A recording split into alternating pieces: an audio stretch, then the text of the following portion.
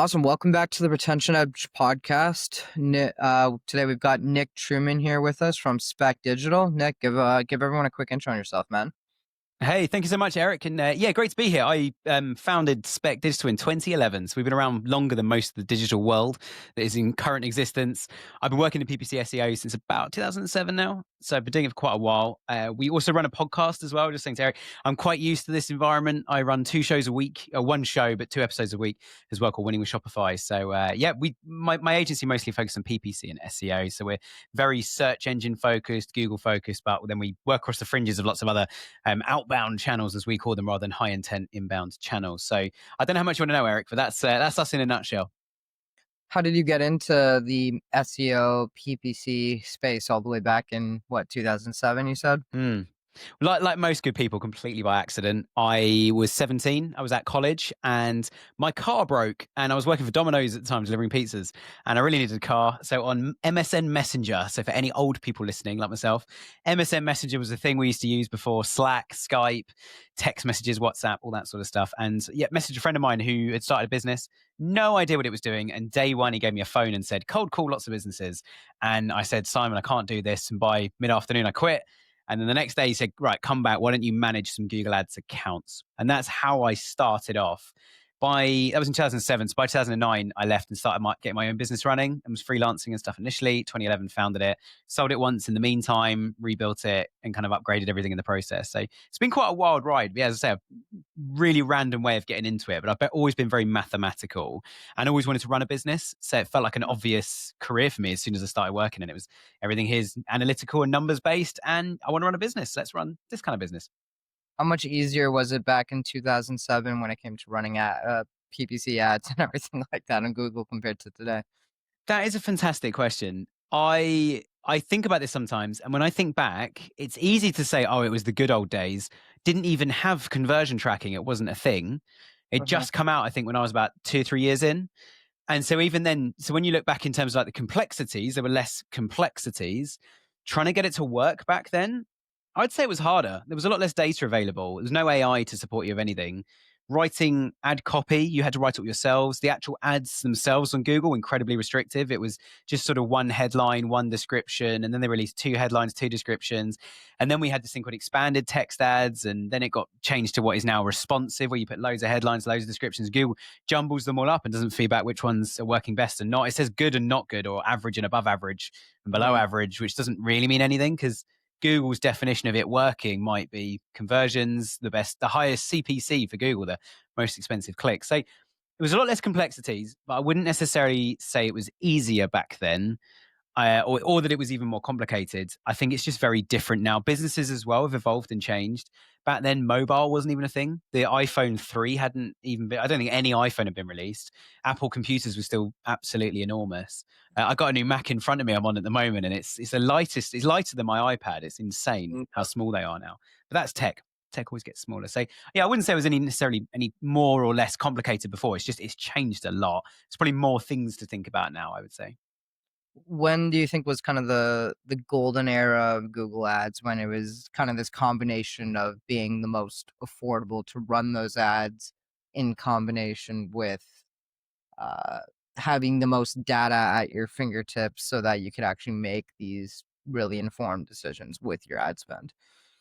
That is another I never get asked questions like that. That's a great question. I don't think there was a golden era. I think there's been a few things that have come and gone. One that ended when I was a year in is Google used to give a percentage of your ad spend from your clients back to the agency as an incentive to get your clients to spend more. They stopped it in about 2008, 2009. I can't remember the date exactly, but I remember they were definitely doing it when I started, and my boss was freaking out when they stopped. And the reason they stopped is lots of agencies would just keep access to clients they hadn't managed for 20, 30 years. Maybe not that long, but certainly they weren't managing them anymore, but we're still getting the commission. Bing is running a similar scheme at the moment. So again, it's something that went away and it's kind of come back with Bing to try and grow Bing's presence. I would actually say that the era we're in right now, if you know what you're doing with, I would say, number crunching processes, like using AI to crunch marketing data. We've never had so much data at our fingertips.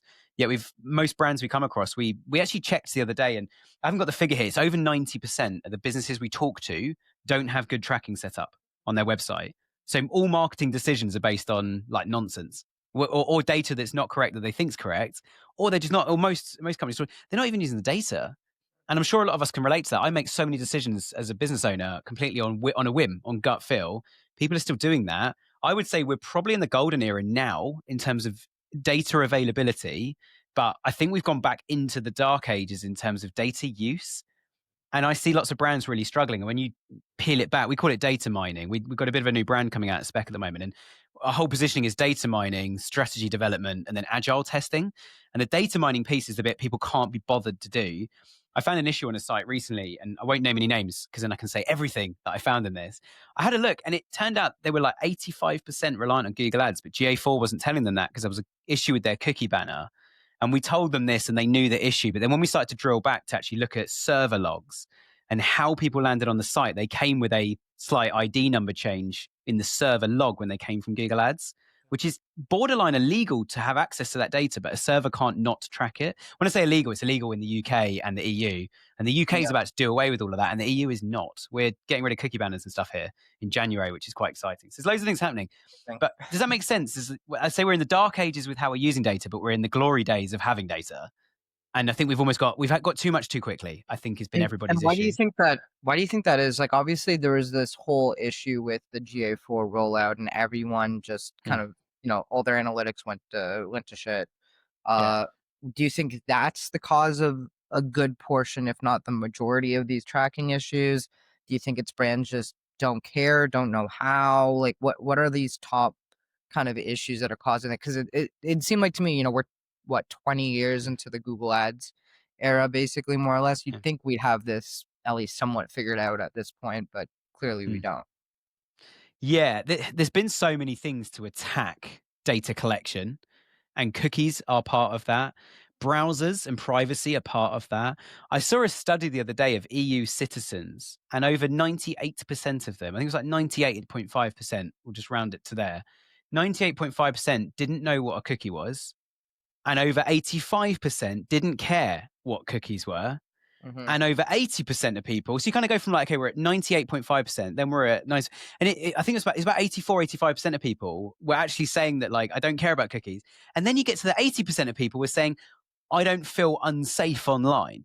So Hmm. why is it that the EU are attacking cookies so much and people's privacy when people don't care about it?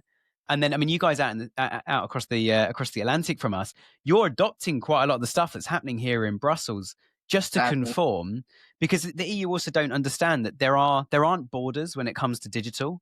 A server, Hmm. most businesses have pop-up servers in the EU, in the UK, in the US, in Australia, in Singapore, in China.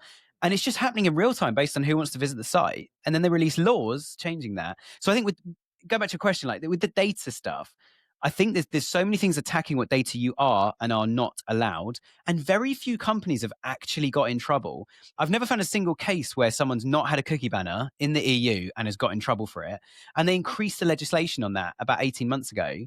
And hence why the UK has reacted in June 2025, saying we're going to pass a law that starts in January 26th. That we're going to say if you're on a website that sells products or services, that falls under what we call in our law legitimate interest. You are legitimately interested in this product, so fair enough. They should be allowed to market to you. They've spent money getting you here in the first place. So as long as the data's anonymized, it should be fine.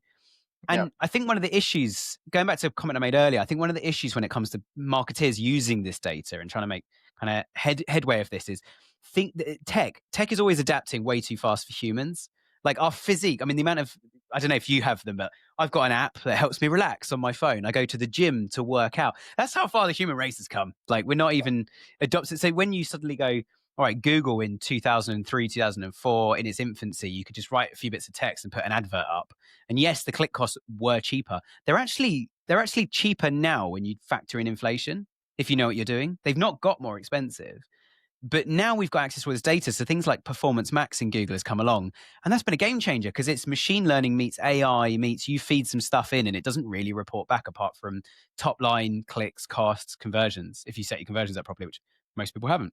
Hmm. And so I think there's a whole range of things like that that are quite concerning when you start to look at how quickly the tech's adapted. I will say that when you mentioned about the GA4 rollout and people losing all their data, I smiled slightly because we made a lot of money and signed a lot of clients fixing Right. GA4 for them at the Yeah. time, which is, in a way, it's been really good for us. We're very, very energetic as a team. And every week it's like, what's the new stuff? Friday morning huddle, we will jump on Slack and it's like, what's the new stuff that's come out this week? And GEO is the big thing at the moment. So obviously everyone knows SEO, and this is for basically doing SEO, but specifically for AI bots and ChatGPT and stuff like that, and Gemini. So that's come out. There's a new file we need to put on a site for SEO. And like 99% of our clients' competitors have not even touched it or even thought about it yet. So we roll it out and suddenly we get loads of traffic from ChatGPT. So there's always good opportunities. I think the hard thing, and this is what tires people out, is keeping up with all of this. I find it really exciting, but I'm in my mid-30s now, and I think in 5 or 10 years I'm going to really struggle to keep going at the pace I have.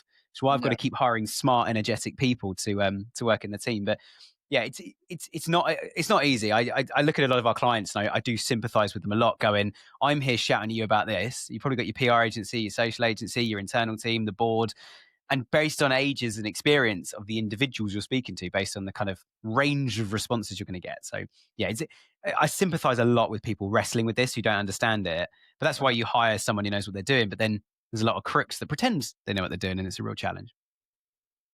So many different directions we can go there because Yeah, sorry. no, I There's a mean, lot in there. there was for sure because so I think there's the thread we can jump into with like what do you call it, GEO?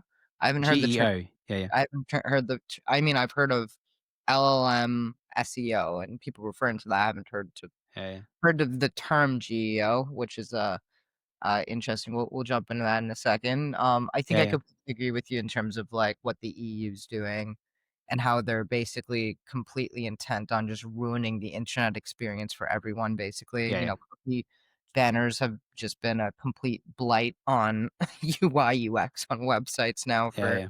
however long it's been. Just like just the worst experience ever created. And again, like you said, it's anonymized data, not really too many privacy concerns, and clearly most people, if not 99% of people, don't know what a cookie is and don't Yep. care what a cookie is in the first place. If anything, like, what the internet has shown us and what society has shown us over the last, you know, 20 years is that people care less and less about privacy over Yeah. time. If It's like, I anything, just want to buy a new phone online, case. Like, smart. yeah. Exactly, right? And yeah, anyways, I think that was interesting. In terms of let's jump into the AI, Mm. SEO, GEO. First off, what is GEO? What does it stand for? And what are you doing differently to optimize for LLMs versus what you should be doing to optimize for regular Yeah. SEO? Yeah. Yeah. It's a very good question. And if I'm allowed to plug my podcast, we've got Yoast sponsoring the show at the moment.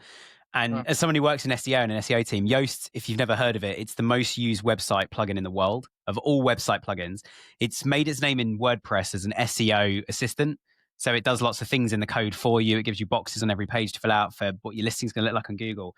They're at the forefront of rolling a few things out within Shopify at the moment, which our podcast is about Shopify, hence why they're involved in that.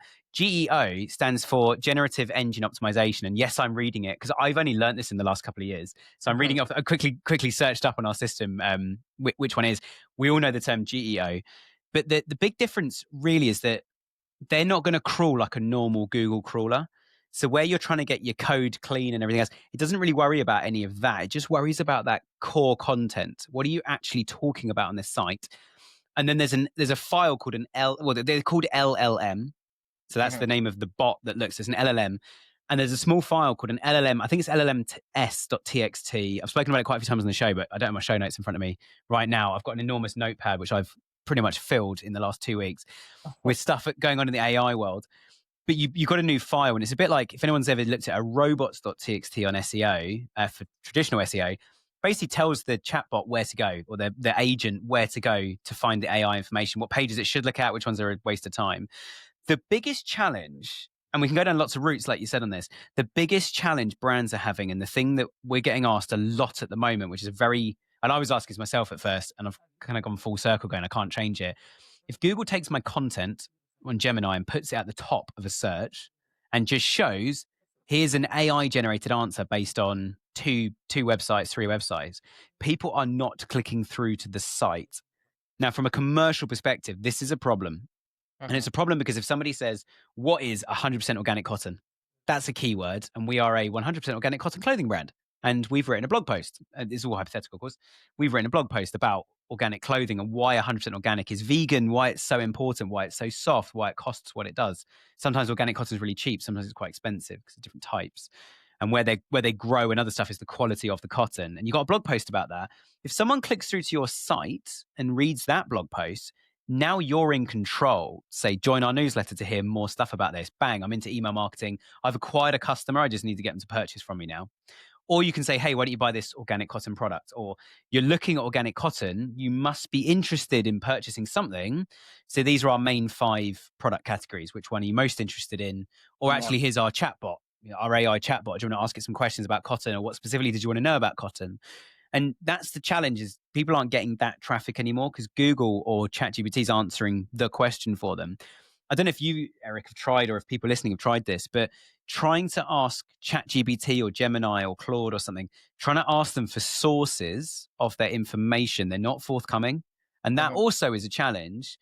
I honestly believe the next law case that's going to go through, like the global courts, US courts, European courts or something, is going to be on the basis that all these, like ChatGPT, Google, they are stealing people's information, learning from it and regurgitating it with slightly different wording. But it's like if somebody does a study on what the best place to grow organic cotton is, how can you stop ChatGPT from just saying this is the best place based on lots of studies, which is kind of true, but people have paid lots of money to do those studies, so it's not your information to share.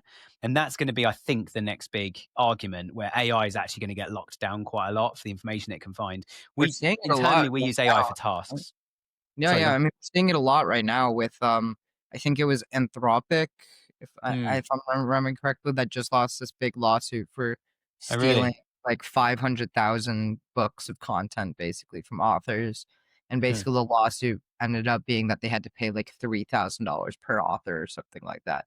And again, that Yeah. might have actually been a good deal for them considering, because then they went and raised another like $20 Mm. billion dollars or something like Through the that. press. Yeah, yeah, Here. yeah. It's like, okay, Mm. we've trained our model now, but we've raised another 20 million, $20 billion. We're paying Yep. $1 billion, and the arithmetic for them is very simple. Okay, we paid $1 billion, but hey, Mm. we raised 20, and we can keep moving on, and we don't need this content anymore because our Yeah. model is so advanced. And how do you even, at the point with a lot of these models, how do you even remove like specific content from them that you've trained your models on, right? You almost, Yep. in a way, and so you're exactly right. It's already starting to Mm. happen. It's going to continue to happen for, like you said, the next 5 years probably, or next Yeah, decade. yeah. And Like six. brands are angry. Like, and content creators are angry, especially written content creators. Mhm. Video and image kind of okay at the moment. Like, you've got your following on TikTok, and you keep making content for your following on Yeah, TikTok, and that's all fine. But lots of content writers, they're angry, going, "I write something once, ChatGPT makes 50 versions of it, and suddenly all our competitors have got a piece of content about it." It's like that's not okay. And then it's because what it's going to stop is it's going to stop people creating content, doing studies, learning things, unless they know they can control the whole conversation around it.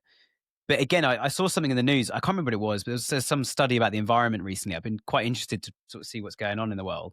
And I read a study about it. And then I remember asking Grok, X's or Twitter, their AI bot. I found Grok actually more useful than most of the others. It's the one I use the most at the moment. Probably change next week. That's how quick things are changing. But I asked Grok, like, what is the best, I think it was like the best material of metal to use in a wind farm. And it came back with all the information that I just read in this news article. Same kind of figures, same sort of studies, same conclusion, no mhm, source. So I said, how do you know this? Where's this come from? And it's like, and he basically gave me a generic, like, I'm always learning kind of thing from yeah, Grok. So I asked it again, what is the source of this information? This information must have come from somewhere. What is the source of this information? And eventually did say, oh, it's from this study, but it quoted the original site, not the news article I'd read. And the news article obviously had the journalism on top. So the news article was like getting ignored, but that's the one that was really popular and came up on Google News and came up on Google search. But the original study was kind of ignored. It was the news article that had got all the traction. So it's a bit like, okay, so you've taken the original source, but then not the article. So Mhm. like publishers are just so confused going, and people, it is quite nice. I don't know if you've done it yourself, but it's quite nice shopping on ChatGPT. I uploaded Yeah. a picture of myself and said, what colors should I wear? And it said, based on your eye cut, I've got different colored eyes. And it said, because you've got Oh, different colored eyes, you should do this. And I was like, what? It's zoomed in like, is it because it checks every pixel because it's AI and it can. I thought it was fascinating. See what sort of colors it said I should wear more based off green. your eye color, based off your skin tone, based off Mm. of whatever, they're like, "Okay, now these are the colors that look good Pale on." British, different colored eyes. Like, yeah, I should wear green, which is the color of our country. Oh, Everywhere you okay. go is green. But Well, there's clearly a reason for that now. Now I know. Uh, um, okay, so obviously it's getting more and more difficult for brands right now to like you said, a lot of brands are losing out on that direct AI traffic. Mm, Maybe occasionally they're getting at, people are asking, okay, where did this information come from? But I think like me and you might be a little bit different than the average consumer who mm. doesn't really care where the information comes from. They True. just want the answer. Yep. Uh, and so what are the different ways to kind of work around this to create that customer journey to get them to come back to the brand now? Like how should brands approach this moving forward? We've got more than one client that's blocked AI bots from coming on their site. They've gone Hmm. that extreme and gone, if AI is going to grab it and put it in their AI listings, we don't want to be featured because we're not going to get any it's a waste. It's wasted money. We're just feeding information to them and we're not getting anything back for it. Yeah. More than ever, I mean, if you on Google especially as being the biggest search engine, if you search for something, Google Shopping comes up, then you get the images sometimes or straight into the SEO listings under the Google Shopping ads and the text ads. So when you're shopping, it's for brands, I wouldn't be too worried at this moment in time. It's the how to's and the what ifs and the, like, for example, we had a baby recently and my wife and I were like, what's the difference between a pushchair, a stroller and a pram? I think they're probably different words in the US, but that's what we call them in the UK. And there were differences. And we were having a classic over dinner argument, like, no, they're the same thing, obviously. And we work with Mamas and Papas, who are quite big in this space. And I was delighted to find the Mamas and Papas blog article we helped write came up number one. But it was also featured in the SEO listing, in the AI listing, sorry. So I think for brands, there is a concern over that content of like, we're seen as the authority on this space. And we're Yeah. not going to be seen as the authority in 5 years' time because there'll be all these new parents coming into the space that know we exist, might have heard our brand somewhere. I think what brands need to do, and I've been shouting about this for years and this has not changed, is brands are too reliant on new customer acquisition to drive their business. And when you think about AI content, people not visiting the site, the best way to counter it is to say every single person that comes on this site, rule one is they got to try and buy a product. That's our first and foremost focus. If Right. they're going to buy a product, just get them through the cart, make it efficient, get the average order value good, but not so good we start losing customers. And then rule number two is all the people that don't purchase or all the people that do purchase, so 100% of everybody needs to subscribe to email. You're never going to get 100%, but brands basically just go, we're just a black and white marketplace of our products. There's not much brand awareness on here and there's nothing to sign up. There's no reason to join our database. So there's a brand we absolutely love. Her name's Janice Thomas. She's managing director of Look Fabulous Forever. She's been on my podcast loads. She spoke at an event we ran a week before recording this. And she talks so much about some of the social media campaigns and saying that we make makeup for what's classified as older women, which is actually the over 35s. Makeup is made for women under 35, generally under 30. I might have got this number slightly wrong, but it's younger than you'd expect. Older women sounds like Okay. retirement and kind of 50s plus. It's Yeah. not. It's younger, and she makes a real point of saying that's a misconception. So they make a whole point of saying for someone to buy our makeup instead of going to the local pharmacy or a convenience store or grocery store or supermarket or something, instead of going there, which you know and trust and have been using the same thing for 20 years, we need to educate people about our products. So when you land on their site, it's so much more focused and geared at, hey, come sign up to our newsletter. And that's really powerful. I think brands sometimes run a competition, get loads of signups, and these people just want free stuff. They're not customers. Other times people run a competition where there is a level of competing and they have to Hmm. do something and they get the targeting right. And then you get loads of great people, and some of them even start buying products before the winner's announced. But that comes back to something I was thinking earlier when you were saying about AI and kind of all the new tech coming out and how do we run Google when so much technology around. And actually, I think the crux of all of this is a great product sells itself. And that completely does both of us out of a job because it's like, it's a great product. I will move heaven and earth to purchase this product as a Yeah. customer if I need to, because it's such a great product. So I think the game really is get a great product and then work out how to communicate to new people that it is such a good product. We work with a few really cool apps now in Shopify. just focusing on e-commerce for a second, but on Shopify especially, where apps that do like loyalty programs and they reward people for uploading social content, user-generated content, videos, pictures of the product. And then because they're rewarding people for that, the terms and conditions are we'll give you the loyalty points, but we get to use the content.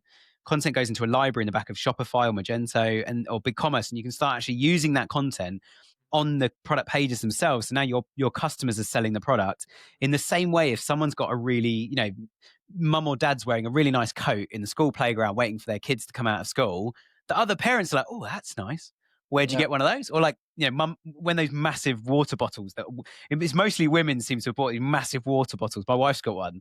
And I said to her, like, how did you know to buy that? And she's like, I just lit around the gym one afternoon. Everyone had one. And then every time my water bottle ran out, I was like, I can solve this problem. And like now everyone's bought massive water bottles, but that's the good product effect. And I know it sounds so trivial because it's like in the gym, there's a water machine. You can just walk over, fill it up. Like every train station almost certainly the major train stations in the UK, airports, there's free tap water everywhere across the UK now. And I mean, bottled water is also not expensive. You get a coffee from a cafe and like, oh, could you fill up my water bottle? They'll always say yes. So it was never an issue, but it's just convenience. And it's like a fashion trend of having these giant water bottles, which Yeah, water some bottle became TikTokers, accessory at some point. yeah. I don't know when that changed, but somewhere else Yeah. the last couple of There's some years. great TikTokers carrying like the massive, like the kind of like 30-liter ones around, like on a treadmill, holding one of those going, every woman in the gym right now. And it's a massive thing. But I think it's just a good example of actually a good product sells itself and then the content around it becomes quite easy. I think if you're struggling to get sales, take a step back and go, what's wrong with the product? How many competitors have we got? How do we differentiate? And start to work on that. And I'd almost say ignore the AI at the moment. There's not a ton of opportunity. We're certainly not seeing AI do more than about 2 or 3% of sales on any business. It's still tiny. And those are the good ones. Do you think it's a little short-sighted to be blocking yourself off from LLMs and everything as usage moves more and more towards these Mm. different platforms, or do you think it could end up being the best move in the long term? And I know this might be dependent client to client, but what's your overall Yeah. perspective? Yeah, unfortunately, going back to what I was saying right at the start about data, it comes down to people's own perception within the marketing teams. They're the ones that the small handful of our clients that have blocked LLMs from the site. I would say to most people, if you just look at any platform when it exploded, like when Crowdfunder or Kickstarter came out, when TikTok launched, like you can't really go viral in the same way on TikTok you could 1 year ago. That's Yeah, how recent the bubble burst on TikTok. Where TikTok's still a fantastic platform and it's still very, very effective. But to get viral levels of views, you've got to pay for them now. And that was always going to happen. I think with LLMs, my advice really is jump on it as fast as possible because any extra traffic you're getting from an LLM, Google traffic doesn't seem to be dropping yet. People aren't preferring ChatGPT to Google. They're using the AI bots for research and then going and finding, I know exactly what kind of product I want. I like this one, but it's not quite right from this brand. So let's see what other brands have got. And yeah, that's where Google still is incredibly powerful for answering that question. But yeah, I would say to anyone, just embrace the AI. Like there's too much regulation in the world and the world's too closely monitored by authorities now for things to go like dramatically wrong. yeah. And when you look back, like when was the last time there was a massive, I mean, there was what 1 day or 2 days, there's been a massive global outage with Microsoft and Windows and other stuff in how many years? Like Mhm. it's a pretty safe space for things like AI where it is tech based. I mean, TikTok turned off very briefly in the United States. That was hilarious. But sitting over the other And side of the there was pond. a giant crisis of people crying and people But no reevaluating. one knew because TikTok was off. It was Yeah, brilliant. exactly. But, They only found yeah. out about it a couple a day later, basically. But Yeah. The AI bots told us. Yeah. how are you? Because you kind of alluded to it earlier, but like, Yeah. Mm, there's so much change in the AI world or just the tech world in general, right? mm. I feel like every week I hear there's a new LLM model that beat the previous best model, or every Yeah. Yeah. couple weeks or something like that, right? And And then no it's one knows what that using means. this, yeah, But the and cookies. it's based on some criteria that people that are testing these things are Mm, looking at. And then there's, obviously overtraining to fit with the tests that people are doing. And so how great is it versus how is it just yeah. trained to actually answer these questions on these tests and perform the way that the tests want them to perform? And, there's a million different issues with it. But Mm.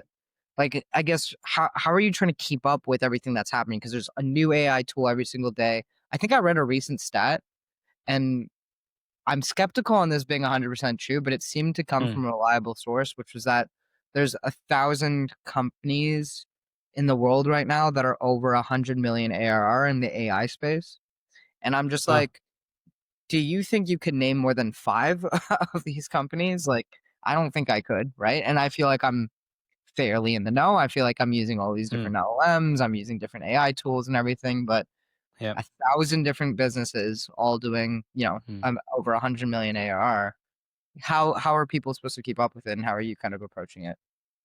It's a great question, and sorry, I keep saying great question because normally I'm asking the questions and people say that back. So today I get to say it to you. Great question. I I'm going to go back to data. I I myself am very guilty of shiny objects. I probably have about 10 of them around me. In fact, if I grab one, this stabilizes a microphone. And I think I bought it on Amazon about 2 years ago and I've never used it, but it has like some bands. I don't know how any of this kit works. Have some bands in the middle, but it doesn't work with this microphone I'm using right now. So I love shiny objects. So when AI comes along, mind blown. Like, whoa, AI is gonna do everything. It's gonna like be driving my car, it'll be controlling my house. I do have some Wi-Fi enabled plug sockets on all my lamps at home and my car charger. Like I can turn that on with Alexa, which I'm quite proud Mhm, about. I think we've got to go back to the data, and this is how I try not to get distracted. And it's been my philosophy long before AI.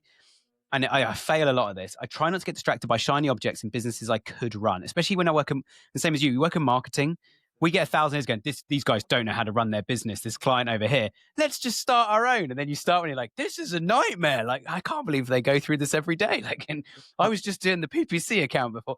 So I think with AI, I tried to look at the result. Like, where have we actually got a tangible change that AI has driven? And mhm, when my team, initially with AI, I said to my team every Friday, I want an update. What AI have we used this week? What AI would we like? What premium licenses could we get? What benefit do they have? And my team have got very, very good with each other as well as me of going, let's never bring a problem or a challenge or an opportunity. Let's bring a solution. And so when AI was coming out, it was like, okay, this Manus AI we used for a little bit, Manus.im, this sounds really, really cool. But what does it do? How do we use it? Someone said it can click buttons for us, turned out it actually couldn't. So $20 later, a month later, we had to play with it. It was all right, but it didn't give us much more for what we needed than other tools. So mhm, I always want to look at the result of this thing, but also being very careful with AI.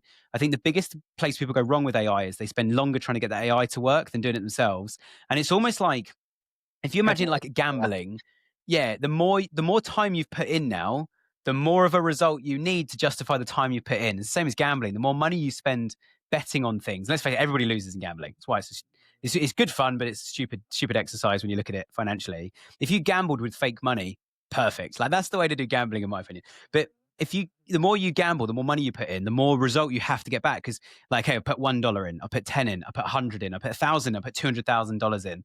And some rich people are literally spending this kind of money on a daily basis in casinos in Las Vegas, mhm, which means their return has to be so significant. And I take that with time. Time is a currency in all of our businesses. You know, time literally is money because a lot of us charge a lot. We don't, but a lot of people charge day rates. But we do monitor. Like we pay our staff by the month, so that's 30 days. We pay our office by the quarter, that's 90 days. So all our costs come down to days. So we have got to be careful with AI to say, I don't want to spend too much time using this AI. It starts to become inefficient. And what we did is we did a challenge and I gave everyone a title and said, right, write a good article, all in the room, no conferring, no sharing your screen with anyone. Everyone, when I say go, and I put the title, I literally did a thing on the screen, and I just like pulled the sheet away and was like, "That's the title of the article and how many words it needs to be. Go."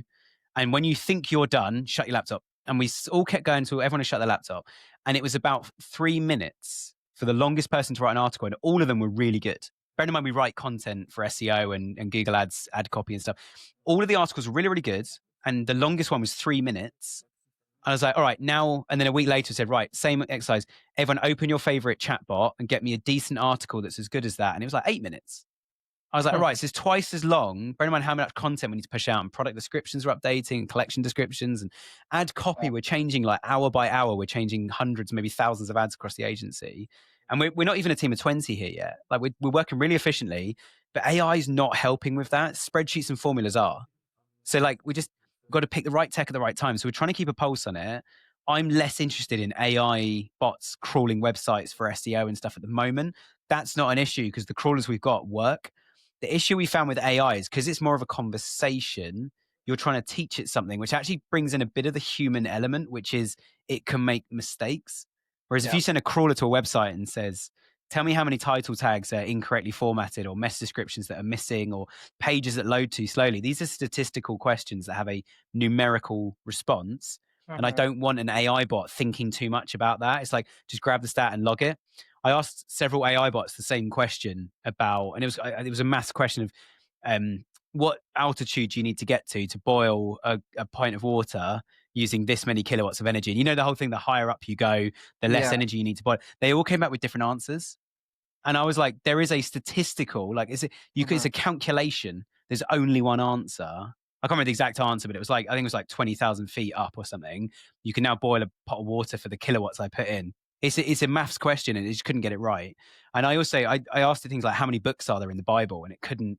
There's 66, but they all came out with slightly different answers, and a long-winded answer. I was like, I just need one numerical figure, and it's only got two characters, and it's 66. That's the answer, and it couldn't come back with them. So I'm I'm trying to be as like excited as I am dubious about AI, and we carve out bits of time to play with it. We do have processes where it works quite well, but we have to keep an eye on those processes. It's like, all right, squish 2 days into an hour, so which is I can afford to spend a few hours checking it all, making sure it's all right.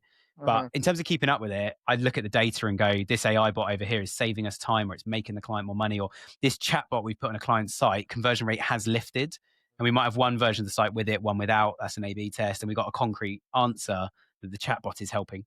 And so we got a statistical numerical number to confirm that. So that's actually a great point because I've seen a lot of these chatbots on like e-commerce sites specifically. Hmm. Some are really good, some are really bad, some are in between. Like Yeah. I guess not just with AI chatbots specifically and what tools people are using, but also like in general, what are you seeing that works really well from an AI perspective inside e-commerce now? Yeah. I'm trying not to say great question. There's a lot I can unpack in that. Yeah. I think Maybe with start with the AI chatbots and then we'll get to like the yeah, general. the chatbots are probably one of the most common places I'm seeing it. Image production is really big. So people going, let's just get white background images, which we can shoot in our studio really quickly. Now we Yeah. can place the image wherever we want. And also there's no copyright because the AI bot made the picture of the beach with the sunglasses on it or something. So Yeah. that's quite useful. With the chatbots, I I was asking someone recently who's been playing with chatbots quite a lot, one of our clients, and I said, "How? Did you tell customers first of all that they're using a chatbot?" And they said, "Yes." So it's called like I am Bob AI for Yeah. intents and purposes, and I think that's quite useful so people know they're talking to one. And but then it also had he said one of the biggest winning things was it also had a statistic to say I solved 97% or whatever the number was. I solve a big percentage, this percent last week of customer queries. So please say in a few words what exactly you need help with today. And like such a big percentage of them were like, "Where's my order?" And it's like, "Oh, they tried to deliver it yesterday, but it's not there yet." And I can see that by I can check the courier's order information, or I ordered this product that was out of stock. Do you know when it's coming back in? Yes, there's a shipment that's halfway to our warehouse in Denver right now. And then once it arrives in Denver, it can be dispatched direct. And we're also going to we've also refunded your delivery fee already. Jobs are good. And I think just finding out binary information like that is really, really smart. Yeah. Where people are playing with using AI as like a personal shop assistant, like Yeah. I was saying earlier, and that's where it's coming a bit unstuck because it's fine for me to go and ask ChatGPT as a customer, what color clothes shall I buy, or what size shall I get, or what size do you think I'd look best in, what brands sell that kind of size. Those questions are fine. As soon as a brand is providing an AI bot, the customer perception now is the brand is talking to me, Mhm. not ChatGPT. ChatGPT I can excuse if it's wrong, and it'll be wrong a few times before it's right. A customer chatbot on a website, I'm expecting them to be the best employee they've got who knows the Yeah, they most need about to the know the business. product cold, or they need to know like the variety, the business cold, I Yeah, guess. yeah. Yeah. But here's a cool stat. When we put an AI chatbot on one of our client sites, we went back and can you guess what the most asked thing was? Because it categorized them all. What was the Mhm. most asked thing to the AI bot? And they knew it was an AI bot. It said, "Hey, I'm an AI Yeah. bot." I don't know. I can't even imagine. What would it be? Speak to a human. That was the most common thing. Actually, Can I that's speak to a actually so human? obvious when you Yeah. think of it. Yeah. No, because I even do that all the time too. I'm just like, "No, I know you're not gonna help me. Can I please speak to a Yeah. human?" And then I copy and paste it, and then I just like double tap on my phone, paste, and then yeah, like send again. I just keep sending it until it like, and ignore whatever it says. And eventually it goes, I'm connecting you to someone. And then I do say thank you. It's like, yeah, get me through. But, it's funny, I always say thank you to LLMs, like, when I'm talking to ChatGPT mm, or I'm talking to anything, I'm like, "Hey, can I get this, please? Thank you." And all these yeah, different yeah. Have you used voice mode before rather than just typing?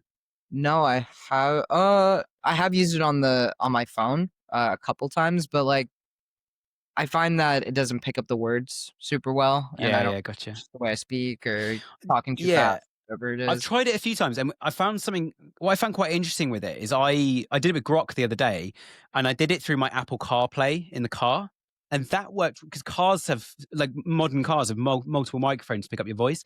That worked really well. I don't know if Grok knew it was because it was a Grok app on my phone, and I Yeah. just clicked like start voice mode conversation, and on my drive to work, I asked it those things like, "What's the latest news headlines today? Has anything happened in this industry? Like, is there any e-commerce news overnight about Amazon, Walmart?" Because I was doing a podcast that morning. I thought I'll get ahead on this. Are there any big e-commerce businesses being bought or sold at the moment, or any transactions that have gone through? And it was like, oh yeah, Walmart's bought this company. I'm like, that's useful for me to know. And it was quite nice. And then it asked, what's the weather?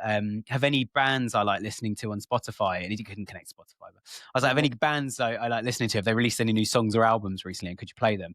It couldn't do that. But then I've got an Audi and a BMW, and my Audi's got ChatGPT built into the voice system. So I Mm, ask that stuff now and be like, yeah, can you play Spotify on Apple CarPlay for me on my phone while I'm driving? And it's like, yeah, sure. What playlist would you like me to play? And it can like control things. that's So it's really quite cool cool. using because it's the Apple system. Sorry, it's the Audi system with Apple running. So Yeah. again, things like that quite see. I do. I can't tell you what the opportunity for an e-commerce brand right now is with that, but there will be opportunities coming up. There will be. I think where we've got like phone calls, letters, going in store, email marketing, social ads, where we've got all of that, I do think there's going to be an opportunity through AI eventually where AI is going to go, you've got 9 notifications this morning, and one of them is that your favorite e-commerce clothing brand has got a sale on. Just started their end of summer sale. Mhm. Would you like me to send you a task to have a look at that later? You're free at 3 o'clock. I think that is what AI is going to start doing eventually, but no one trusts it yet. I think Google's made some good headway on Pixel. I see all the Pixel adverts, and I feel Yeah. like I should move from Apple to Pixel. Everything I've got has got a Mac logo on it, and I like that it works at the moment. But Yeah. yeah, I think we'll No, move back at some point. it's funny, all the Google Pixel ads right now are basically getting AI that actually works, essentially, is Yeah. basically their, like, huge pitch with, the new, Pixel 10, is it? Yeah, I think Pixel 10. Yeah, there's the Samsung Flip phone as well. That seems to have loads of ads here in the UK at the moment. They're like, there's a queue at a restaurant, and they're like, "Yeah, do you find me another restaurant? One that we're looking for something a bit different." It's like, "Here you go." I Mhm. tried that, and it sent me to a kebab shop. Now, I love a kebab, but my wife was not impressed at all. And we had our little baby with us, and it was like, it's not the vibe for kebab shop. Kebab shop was like, 9, 10 p.m. after a few Yeah. beers, but No, that's the best time for them, right? The AIs you mentioned that, like, I don't know if you are implementing these AI sales assistants or, like, Hmm, colleagues of yours, friends of yours, whoever. Um, are you seeing them we've talked a lot about, like, the problems they're having and the weaknesses they have and all these different hmm, things, but do you actually see them working at all? Like, do you see these uplifts in conversion rates? Do you see the increases in average order values or hmm. engagement time on the site? All these different things that should be a direct result of these Yeah, yeah. different being implemented? See, I'm going to pick up on engagement time for a sec, and then I'll come back to your question. There was a Google leak last summer, and it was fascinating to find out that Google Chrome, we all hinted at this, but now we know it. Google Chrome was created for SEO purposes. Because on Google Chrome, Google can watch people use the internet. So Mm, when it comes to like dwell time on a page, how long people spend on that page, bounce rate, site engagements, it's Chrome watching all of that. I created a little script to watch what information Chrome was recording, and they're really good at hiding it. You can't see it in any of the obvious codes. It's quite yeah, interesting. But so with dwell time as well, it's not where Google has got advanced and where things have changed. It's not so much about like it used to be like the longer you're on a page and still engaging, the better. Whereas now it's not. It's like if you go on that site, get your answer, leave that site, and don't go to a competitor. Jobs are good. And it's like that's the best site for answering that quickly. But there are nuances to everything. Like if someone goes back to Google and does a search something similar, it's like, okay, they searched for something, they went on one page, clearly totally wrong, and they've now changed their search and gone to a different website.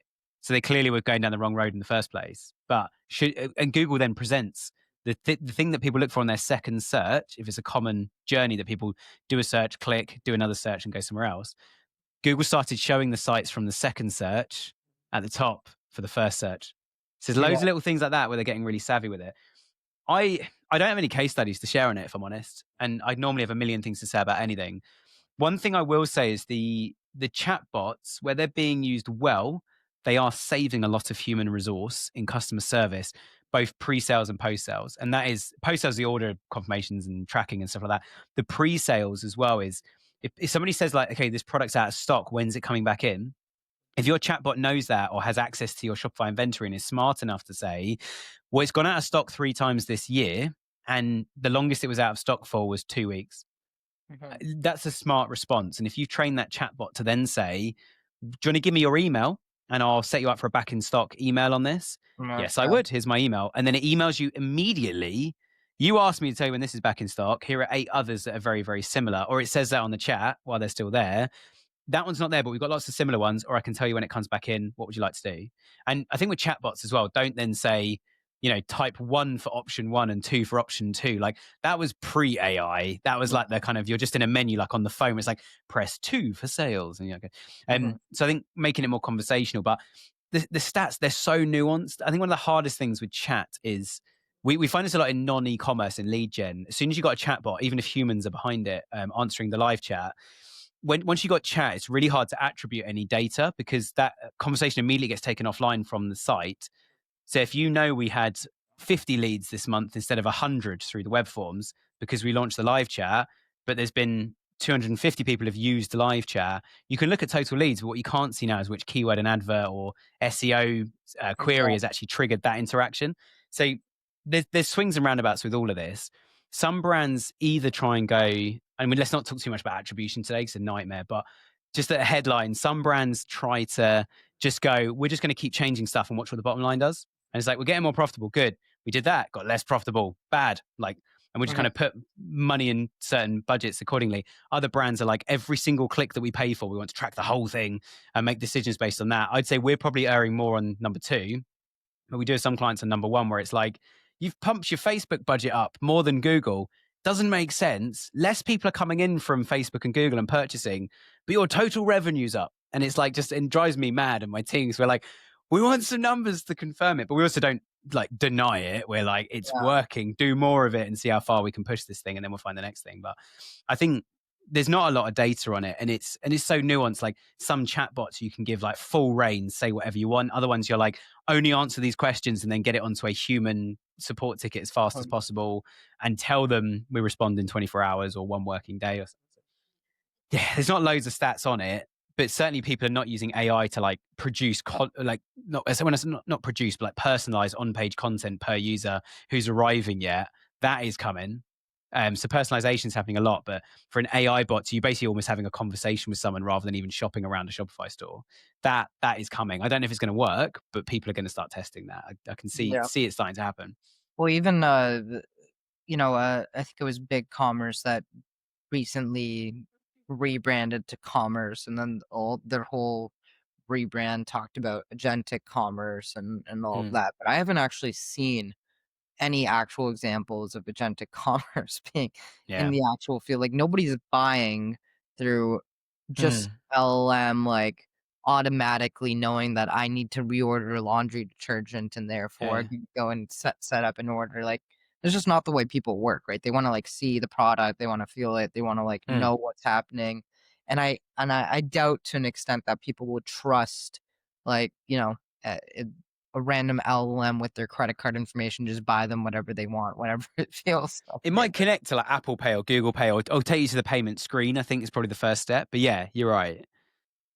And I don't know, it's just so fascinating to me, like that big commerce went in that direction specifically when we haven't Mm, seen any proof of that actually working mm. in either B2B or B2C right now. Yeah. The As far as biggest problem with tech, the tech adoption curve, right? Where you get like the pioneers adopt it and they're a small group, and then everyone starts adopting it. Suddenly it flies. And then Right. there's a few people who are like, all right, fine, I'll get a smartphone. I still know 3 people that don't have smartphones. And part of me's like, really like, okay, come on, sort yourself out. Because I want to send you a WhatsApp, or you're missing out on all these Instagram reels and memes and stuff. Right. But also part of me is like, okay, maybe that's a nice life. It's a very quiet life. But Definitely yeah, would be more sane for sure.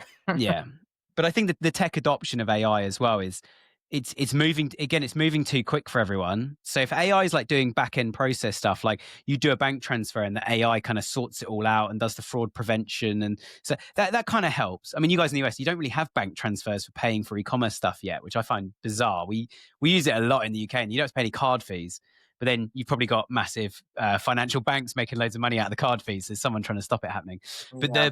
the but yeah, I think that with the adoption curve, it's like people are not using it for back end, fine, but people are not really adopting chat bots yet as like a day-to-day thing. People are quite wary of them. I even saw some stats recently on like the amount of people that are removing Alexas from their like bedroom and their Google, whatever it's called, and Siri and stuff, taking them out of the bedroom and stuff. Because when mum and dad are busy, they don't want anyone listening. It's like those kind of things. But I think it's interesting. There's always like this bit of an adverse effect tech. And there have been some really good bits of tech over the years that people have like gone, no, not touching it, not touching it, not touching it, not touching it. All right, fine, let's start using it. And sometimes it has taken decades. I don't think AI is going to be the same, but we really don't know at this stage. You just need one big incident to hit the headlines and everyone's going, hey, is that Apple? Yeah, yeah. How do I turn the AI off? Like, I don't want to be Yeah. involved in this. And it's like no one's watched Marvel, where Vision or whatever his name is becomes the thing. And there's the Yeah. big AI war. But yeah, it's going to be interesting. I think the next 2 to 3 years are probably the time frame of really seeing how it rolls out. I think it's going to be any longer than that. But No, I mean, I think I completely agree with you. These things always take longer than a lot of people think, especially like the early adopters are like, oh, this is already providing value instantly. hmm, But we forget that there's yeah, 95% of people out there that aren't in this space and don't care and just live their day-to-day lives. And, if you're running a bake shop or something like that, mm, you don't care if the most recent LLM, you don't think care if Grok's better than ChatGPT, who's better than yeah, Claude, yeah, better than Gemini, or what's happening there. And I worked at IBM in 2016, 2017, and we were mm. actually selling the very early versions of what like Chat GPT and everything kind of Oh is wow, nowadays. IBM yeah, yeah. called Watson, if you're familiar with Watson. Most I've people no, aren't. not. Yeah, yeah. But they didn't call it AI back then. What they actually called it was cognitive computing, which was Mm. basically just AI. It was still, large language That's models, interesting. Yeah, and it never caught nice. on. And we thought when we saw the results of what it was doing, even 2016, so this is literally a decade ago, um, the the results that you'd get from searches are Mm, very similar to the things that I was seeing back when ChatGPT released back in 2021 or yeah, whatever yeah, it was. And it was just so funny going like, this is what caught fire out of mm, everything. This went to 100 million users, super quickly. IBM was doing the exact same thing with cognitive computing and Watson back in 2016, and yeah. nobody used it, and we couldn't even sell it. Like, I nobody mean, wanted nobody trusted it, just yeah, and yeah, the world wasn't ready or something, and then, 2021, COVID happens, we're all on our computers way more often, now we're like, "Okay, now we'll give this yeah. thing a try," or I don't know, it's just so funny, like, seeing how these technologies kinda get adopted. Obviously, it wasn't as good as what ChatGPT did, but I wouldn't Mm, say it was noticeably worse for the general day-to-day stuff that you'd be trying yeah, to do, yeah, general questions you'd be asking and stuff, but nobody used it. None of the business customers used it. It was impossible to sell. Nobody yeah, cared, and now it's just like, a decade later, everyone wants it now, so I yeah, find yeah. it so funny. Yeah, I remember it was on MSN Messenger, I think, or Skype, probably MSN back in the day. I think it was Smarter Child. It was identical to ChatGPT, just not as clever. But Yeah, you could have a conversation with it. You could ask it stuff. It had access to the internet. It could see things. It could learn things. It was taught things. It could do maths equations and tell you things about your science homework. Like it existed and it was running for a long time. It's like when ChatGPT really boomed, like 2 years ago, like 23, 24. I was like, I've seen this before. It's much better, and it can integrate with systems, and the world's better. But it was the same process, wasn't it? Like, it was just, you talk to a chatbot, and it was replying with things. And banks have been using them for a long time, and lots of customer support teams and stuff like that. So, yeah, Anyways, like we're kind of out of time. I'm gonna have to hop off in a couple yeah, minutes here. yeah, same. Nick, I really appreciate this, man. This was great. Mm. Tell everyone where, if they want help with SEO, PPC, general e-com strategy, where can they kind of reach out to you and everything like that? Yeah, absolutely. Well, it's absolute pleasure to have me on. So thank you so much. We work with brands across the US, UK. Most of our podcast listeners are in the US as well, and Canada. So yeah, if you want to reach out, Digital is our website. You can also check out the podcast called Winning with Shopify. If you search that in any of the good audio platforms like Apple Podcasts, Spotify, YouTube, find us across all channels. We've also got a website. If you want to go and sign up to our newsletter as well, we don't just talk about Shopify, but Shopify is obviously the core of the audience. So yeah, thanks so much for having me. It's been an absolute pleasure. Yeah, this is great, man. I really appreciate it. Have a good rest of your day. Cool. Thanks a lot, Eric. Bye.